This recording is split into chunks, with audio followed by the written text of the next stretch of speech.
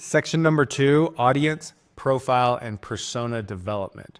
In this, we want to identify who the content is for. That's super important. We don't want to just speak to anybody. We want to make sure we're speaking to the right audience. And every company has a different audience, different demographic. So we want to ask the right questions in these meetings to help us understand who we're speaking to. Because in the last video, I talked about BullFit, and they're based on, they're creating like a pre-workout, right? For people that want caffeine and a pump while they're working out. So there is definitely a niche there. There's a demographic that we want to speak to.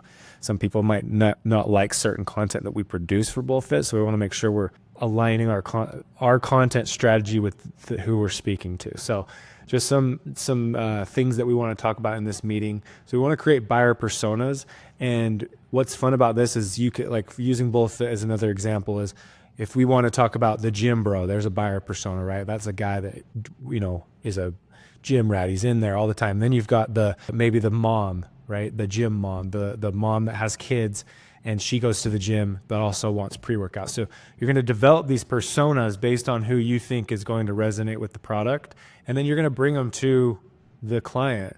But anyway, some things you want to figure out are demographics: age, gender, location, income level, psychographics, interests, values, lifestyle, buying behaviors. Those are all going to speak to the audience that we want to develop to. So pain points and needs, what problems does the audience need solving? And a lot of the times the clients can already know this, and you want to make sure that you're working with them on these personas, and they easily could already have these as well, at least an idea. And when we started with BullFit, there was absolutely no personas. We were just assuming. So getting that podcast out, we'll started to weave out who was not the audience, and who was the audience. And then now we want to validate those personas with the client, right? We're going to come with the ideas, and then we want to take them to the client and make sure they're right, or work with them, vice versa.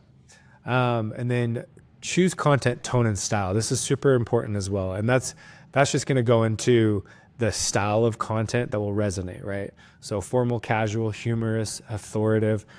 You could be working with a company and their demographics 55 plus. That's speaking to a whole nother world of people, right? So we want to make sure we're using the right type of content. If it's humorous, then we want to speak to their humor. Just based on the audience personas, we want to make sure we're speaking with the right tone and style. Let me know if you have any more questions on that. It's pretty self-explanatory. Let's now move on to number 3, content audit of existing assets. This is super important.